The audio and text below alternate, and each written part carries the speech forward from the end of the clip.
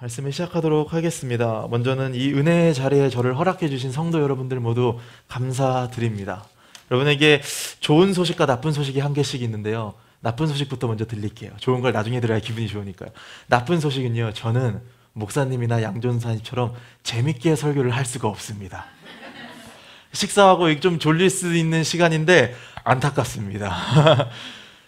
좋은 소식은요, 그렇기 때문에 제가 설교를 길게 하지 못합니다. 여러분에게 기쁨의 소식이 되었으면 좋겠습니다. 오늘 설교의 제목은 세 가지 유혹입니다. 여러분, 우리를 유혹하고 있는 많은 것들이 있습니다. 참으로 유혹의 시대라고 할 수밖에 없을 것 같습니다. 저도 많은 유혹들을 느끼는데요.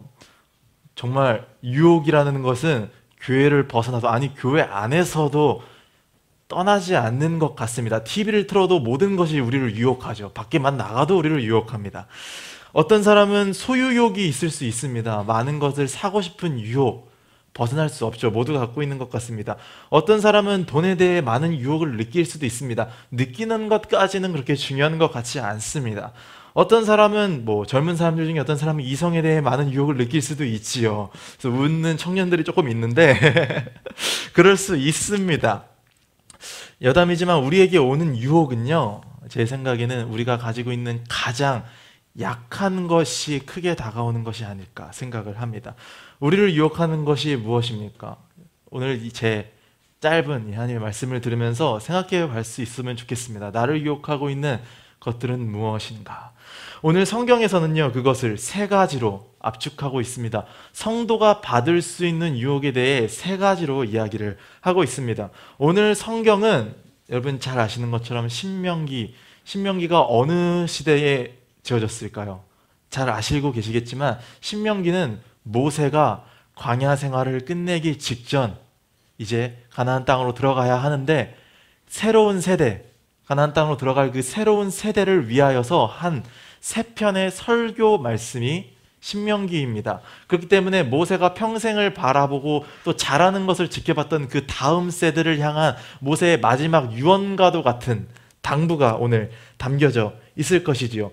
오늘 유혹은 세 가지입니다. 첫 번째는요, 선지자의 유혹이 있고요. 두 번째는 가족과 친구들의 유혹이 있고요. 세 번째는 불량배의 유혹입니다. 성경의 표현을 그대로 읽어드렸습니다. 이 세 가지 유혹에 대해서 오늘 함께 이야기해 보려고 합니다. 첫 번째는 선지자의 유혹입니다. 선지자의 유혹은 오늘날 이 시대로 다시 풀었으면 종교적인 유혹이라고 할 수 있을 것 같습니다.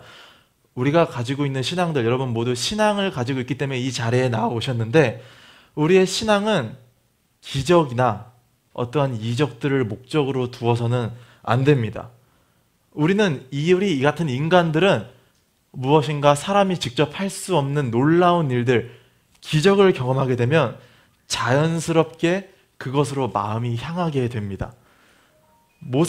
오늘 성경에서 모세는 기적을 행하는 이들이 나타났는데, 그들이 만약에 다른 신을 섬기자고 한다면 이 사람들은 모두 거짓 선지자들이다 라고 이야기를 하고 있습니다. 구분이 쉽죠. 기적을 행하는데 하나님이 아니라 다른 신을 섬기자 그러면 거짓 선지자들입니다. 근데 놀라운 사실은 구분이 쉬울 거라 생각하는데 기독교계 안에서도 이런 일이 빈번하게 일어나고 있다는 사실입니다. 저는 사실 말씀 사역보다는요, 문화 사역 쪽을 좀 더 오래 있었는데요. 그래서 잘 다루는 건 아닌데 악기를 이것저것 많이 다루는데 하루는 되게 유명한 교단이 있습니다. 제가 비록 이 갈릴리 교회와 제가 다니고 있는 학교의 교단은 다르지만 우리를 하나로 묶을 수 있는 연결고리가 있다면 우리는 오직 성경을 표방하고 있는 개혁주의 안에서 하나님을 믿고 있다는 것이 그것이겠는데, 그런데 문제는 같은 기독교 안에도 오직 성경을 이야기하지 않는 교단들이 있습니다. 그 교단이 잘했다 잘못했다를 이야기하고 싶은 것이 아니라 제가 본 사건을 설명해 드리고 싶어서 그렇습니다. 하루는 어떤 유명한 대형 교단에 경기도 남부에 있는 그 교단의 모든 교회의 청소년들이 모여서 예배하는 곳에 제가 찬양팀으로 갔습니다. 제가 어떤 광경을 봤냐면요, 거기서 목사님이 저녁에 집회를 하시는데 아주 놀라운 일을 행하시더라고요. 어떤 일을 행하냐, 목사님이 설교단에서 장풍을 쏘셨습니다. 이해되시나요? 설교단에서 장풍을 쏘셨어요. 어떻게 쏘셨냐면요, 한 명씩 한 명씩 찾아가서 쏘셔요. 그럼 이제 어떻게 반응해야 되냐? 맞은 사람은 넘어져야 돼요. 근데 그 넘어지는 걸 받아주는 목사님이 따로 있어요. 저는 어렸을 때부터 장로교에서 자라왔기 때문에 굉장히 신선한 충격을 느낄 수밖에 없었습니다. 여러분, 기적과 이적 자체가 나쁜 것은 아니죠. 예수님도 기적을 행하셨고 수많은 이적들이 일어나고 있습니다. 근데 중요한 것은요, 우리가 정말로 경계해야 되는 것은 기적을 행하는 사람들을 맹목적으로 따라가거나, 장풍 목사님의 장풍을 맞았던 분들이 정말로 장풍을 받아서 넘어갔을까요? 저도 맞았거든요. 안 넘어가더라고요. 그래서 믿음이 연약한가 봅니다. 넘어가지 않았습니다. 또는 우리가 경계해야 되는 것은 기적을 행하는 사람이 되는 것을 우리의 신앙의 목표로 두는 것입니다. 이렇게 살아가는 성도들이 굉장히 많습니다. 단순히 기적만을 따라가거나 내가 그 사람이 되기를 원하는 것. 기적이라는 것은 우리가 신앙생활을 하면서 죽기 전까지 경험할 수도 있고요, 경험하지 못할 수도 있습니다. 하지만 우리의 신앙의 목표는 이것을 목격하는 것이 아니라 오늘 성경의 표현처럼 내 주 하나님을 몸과 마음과 뜻을 다해 사랑하는 것입니다. 이것이 신앙의 유일한 목표입니다. 그 외의 모든 것은 유익이 될 수 있겠지만 예수님의 표현을 비르다면 가라지가 될 수 있을 것입니다. 우리는 그런 유혹에 흔들려서는 안 됩니다. 왜냐하면 그런 기적들의 일부는 하나님이 우리가 정말로 하나님을 사랑하는지, 아니면 하나님이 베푸시는 놀라운 기적을 사랑하는지 시험하는 것이기 때문입니다. 우리는 이 사실을 잘 기억하고 있어야 됩니다. 우리가 신앙생활을 하면서 얻는 유익들이 많죠. 우리 하나님을 사랑할 때에 우리에게 실제적으로 일어나는 많은 유익들이 있습니다. 앞에서 말한 것처럼 기적을 우리가 잘 생각하고 잘 받아들인다면 우리의 신앙의 유익이 될 수 있습니다. 또 다른 것들도 있지요. 친교가 우리 생활의 신앙의 유익이 될 수 있습니다. 여러분, 교제하는 것도 성경에서 교회의 요소라고 이야기를 합니다. 교제가 굉장히 중요해요. 실제로 강남에 있는, 제가 이야기를 하지 않을게요. 어떤 교회는요, 어떤 교회 청년부가 있는데, 강남에 있는 어떤 교회 청년부, 이 청년부의 가장 중요한 사역 중 하나는 뭐냐면 이 청년부를 찾는 청년들을 중매해 주는 거예요. 좋은 조건끼리 만난 사람들이 신앙을 가졌는데 적당한 조건끼리 만난 청년들을 서로 그냥 결혼할 수 있도록, 교제할 수 있도록 중매해 주는 것이 목적이 되기도 합니다. 실제로 그런 목적으로 많은 청년들이 교회를 찾아가기도 합니다. 그런 유익이 될 수도 있지요. 그런 유익들을 우리가 간과해서는 안 되나, 결국 우리가 사랑해야 되는 것은 바로 하나님 한 분입니다. 신앙의 유익과 하나님을 사랑하는 것, 두 가지 선택지는요, 사실 같은 레벨이 아니죠. 둘 중에 선택할 수 있는 것이 아닙니다. 당연히 하나님을 사랑하고 그 안에 신앙의 유익이 따라오는 것이죠. 우선순위를 우리가 헷갈려서는 안 될 것입니다. 두 번째 유혹이 있지요. 첫 번째 유혹은 종교적인 유혹이었고, 두 번째 유혹은 가족과 친구들의 유혹입니다. 이것은 오늘날로 바꿨을 때 사회적인 혹은 사적인 유혹이라고 볼 수 있을 것입니다. 성경은 이 유혹을 하는 대상자로 누구를 이야기하느냐? 첫 번째, 형제와 자매. 두 번째, 자녀. 세 번째, 배우자. 네 번째는 생명을 함께했던 친구들이라고 이야기를 합니다. 우리의 신앙은 내가 가장 소중하게 여기는 것들보다 최우선이 되어야 됩니다. 우리는 모세가 이야기하는 이 대상들을 잘 살펴볼 필요가 있습니다. 지금 이스라엘 백성들이 겪고 있던 상황은 40년 동안 광야 생활을 했던 상황이었습니다. 그들은 나그네 되어 떠돌아다녔습니다. 이것이 무슨 의미냐?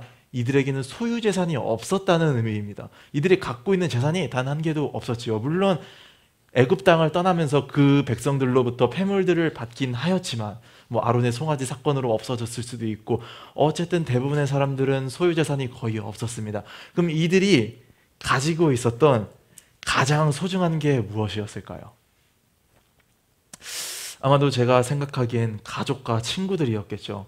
재산이 없으니까 다음으로 가장 소중했던 건 가족과 친구들이었을 것입니다. 친구들이 그냥 친구들이었을까요? 모세의 표현을 빌자면 말 그대로 생사고락을 같이 한 친구들입니다. 그런 사람들이 나를 유혹할 때에 모세가 어떻게 얘기합니까? 단호하게 대처하여라 라고 이야기합니다. 모세의 방법은 다음과 같습니다. 모세가 대처하게 만드는 방법은 다음과 같은데, 첫 번째, 일단 따르지 말라.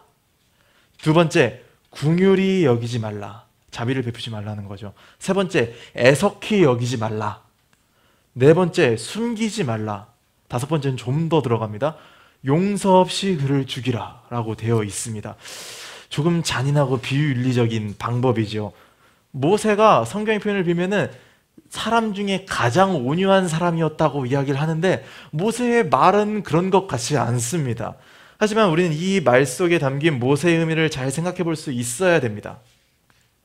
모세가 정말로 사랑하는 40년 동안 봐왔던 그 이스라엘 백성들을 그런 일을 겪을 때에 정말로 용서 없이 죽이길 원했을까요? 아마도 제 생각엔 모세는 그들이 그렇게까지 어렵게 지켜낸 신앙을 어떤 일이 닥쳐올 때에도 결코 빼앗기지 않았으면 하는 그 애석함과 애통함과 안타까움을 가지고 이야기하였을 것이라고 생각합니다. 우리는 어떤 순간에 신앙이 흔들리나요? 우리가 가장 소중하게 여기는 것과 또 하나님 중에 양자택일을 해야 할 때에 흔들리지 않습니까? 그 순간에 우리의 신앙이 흔들리지 않습니까? 예시를 들자면 그 유명한 찬양이 있습니다. 한국말로는 결코 돌아서지 않으리라 그러고 영어로는 No Turning Back이라고 하거든요. 그 찬양이 지어진 배경은 정말 한 줄 요약을 하면은 선교지에 나가서 나와 내 가족이 전부 포로로 인질로 붙잡혔을 때에 내가 하나님을 고백할 수 있는가 하는 배경에서 나온 찬양이에요. 만약 그 사람들이 내가 하나님을 부정한다 그랬을 때 내 가족을 살려주겠다 라고 말하면 하나님을 부정할 수 있을까요? 생각해 볼 문제일 것 같습니다. 그렇게 어려운 비유까지 갈 필요 없이 실제적으로 현실적으로 생각해 봤을 때 돈과 하나님을 지금 당장 양자택일해라 라고 이야기하면은 하나님을 0.5초 만에 택할 수 있는 사람은 많지 않을 것입니다. 저는 가진 게 없기 때문에 좀 쉬울 수도 있을 것 같아요. 근데 가진 게 많아질수록 점점 어려워지겠죠. 그러므로 참으로 우리의 신앙이 흔들리는 가장 큰 이유는 가장 소중한 것이 우리를 유혹할 때입니다. 우리가 소중하지 않게 여기는 것이 우리를 유혹하는 건 의미가 없습니다. 가장 소중하게 여기는 것이 우리를 유혹할 때 신앙이 흔들리니까요. 그렇다면 이런 질문이 들어올 수도 있죠. 저도 이 모세의 이야기를 들으면서 당연스럽게 그런 질문을 했습니다. 그렇다면은 가족들이 이단에 빠지거나 교회를 나가지 못하게 나를 유혹하고 방해하면은 어떻게 해야 됩니까? 모세의 말처럼 가족을 버리고 죽여야 됩니까? 라고 질문할 수 있습니다. 당연한 질문이죠. 오늘 성경의 말씀 그대로 행하면 그렇게 되니까요. 우리가 여기서 알아야 되는 이 질문에 대답할 수 있는 두 가지 요소가 있는데요. 첫 번째는 그것입니다. 기독교는요, 우리가 생각하는 것처럼 윤리적인 종교가 아니라는 사실입니다. 이것이 무슨 말이냐? 우리가 생각하는 옳고 선한 일의 기준이 있습니다. 우리 스스로 각자가 다를 수도 있고 같을 수도 있습니다. 옳은 일, 선한 일이 있습니다. 그런데 그 옳고 선한 일이 하나님 보시기에도 옳고 선하다고 생각하시면 안 됩니다. 옳고 선할 수 있는데 옳고 선하지 않을 수 있습니다. 오히려 세상이 보기에 기독교는 비윤리적일 수 있습니다. 왜냐하면 세상의 윤리와 하나님의 윤리는 방향도 다르고요, 가치관 자체가 다르기 때문입니다. 그렇기 때문에 우리는 세상에서 말하는 옳은 방법을 따라가는 것이 아니라 바로 이 성경에서 말하는 하나님의 윤리를 따라갈 수 있어야 됩니다. 두 번째는요, 모세가 이렇게 비윤리적으로 이야기했는데 재밌는 성경의 사실이 있습니다. 모세도 이 말을 지키지 않았어요. 실제로 모세에게 이런 일이 있었죠. 유명하게 시내산에 올라가서 십계명을 받는데 실제로 이스라엘 백성들이 하나님을 거역하죠. 단체로 거역하고 일어나서 우상을 만들고 그거를 여호와다라고 예배합니다. 자기들끼리 제사를 하죠. 그때 모세가 했던 행동 여러분 기억하십니까? 십계명을 깬 것 말고 그 뒤에 다시 하나님을 만나러 갔을 때 모세가 한 말이 있었어요. 모세가 어떻게 얘기했느냐? 하나님 앞에 찾아가서 이렇게 이야기합니다. 하나님, 이들이 하나님 앞에 정말 큰 죄를 지었는데 용서하여 주시옵소서.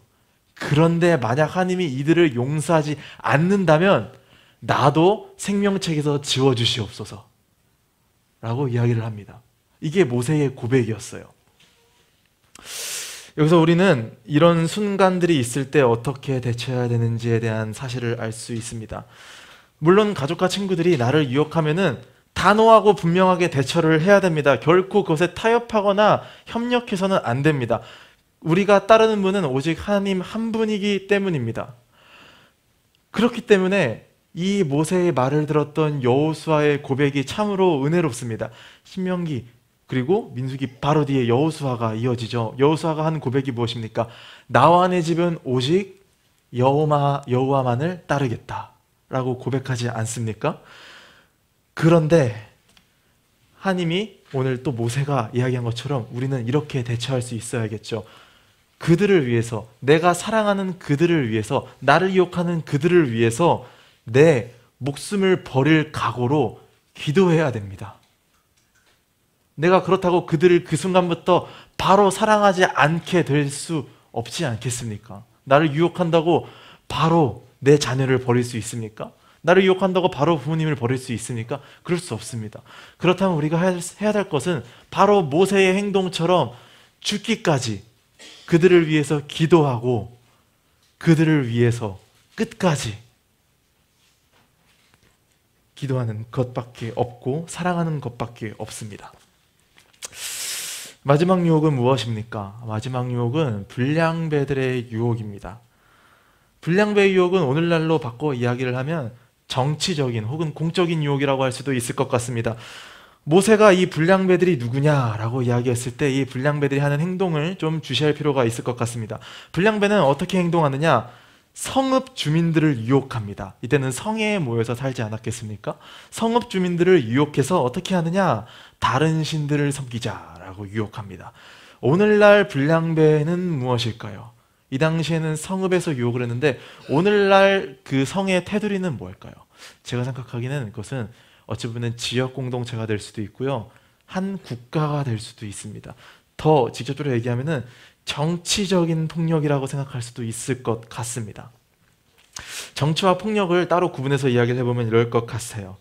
오늘날 우리가 삶을 살아갈 때에 여러분 그 정치로 인한 혜택을 많이 받고 계시죠. 사실 우리가 정치인들을 싫어하긴 하는데 사실 면밀하게 따지고 보면 우리는 정치로 인한 혜택을 많이 받고 있습니다. 하지만 우리가 기억해야 될 사실은 다수의 사람들이 결정한 내용이 반드시 하나님의 진리는 아니라는 사실입니다. 그것이 하나님의 진리일 수도 있지요. 어려운 신학적인 용어로 얘기하면 일반 계시 속에 나타난 하나님의 그런 것들이 정치를 통해서 나타날 수도 있는데 반드시 그런 것은 아닙니다. 세상 사람들이 맞다고 생각해서 다수결로 정한 것이 하나님 보시기에 옳지 않을 수 있습니다. 우리는 이 민주주의 시대를 살아가고 있는 우리는 오히려 이 민주주의의 함정에 빠지면 안 됩니다. 민주주의도 왜냐하면 결국 사람들이 만들어낸 작품이기 때문입니다. 많은 사람들이 동의하고 필요를 느끼고 실제로 혜택을 받는 것이라고 할지라도 만약 그것이 하나님의 뜻과 위배된다고 생각이 든다면 우리는 그 혜택을 지금 당장 살아갈 때는 불편해도 제거해야 되는 것입니다. 또 폭력에 의한 유혹도 존재하지요. 멀리 갈 필요 없습니다. 이 폭력에 의한 유혹의 역사를 우리는 겪었기 때문입니다. 약 100년 전 일제강점기 시절에 기독교에 대한 탄압이 점점 거세어질 때에 수많은 성도들이 이 폭력에 굴하고 하나님을 떠나거나 우상을 숭배하는 일들이 일어났습니다. 그러나 그 순간에도 하나님을 끝까지 굳게 믿고 지켜왔던 사람들이 있었죠. 유명한 목사님도 계시죠. 고주기철 목사님이 있고요. 또 해외 사건을 들면은 나치 정권이 지배할 때에 나치 정권을 위해 반항하며 감옥에 투옥되어서 감옥에 죽어나갔던 수많은 믿음의 선배들이 있습니다. 대표적으로 우리가 교단은 다르지만 본회퍼 목사님이라고 계시거든요. 감옥에서 돌아가셨어요. 이런 분들을 우리는 기억해야 됩니다. 우리가 이처럼 공적인 자리에서 하나님을 위하여서 우리가 가지고 있는 혜택들을 당장 없애자고 말할 수 있을까요? 당장 나에게 이득이 오고 그 혜택이 없으면 굶어 죽을 수도 있습니다. 그런데 그 혜택이 하나님의 법과 위배된다면 우리는 그 자리에서 없애자고 바로 이야기할 수 있을까요? 그런 준비가 되어 있을까요?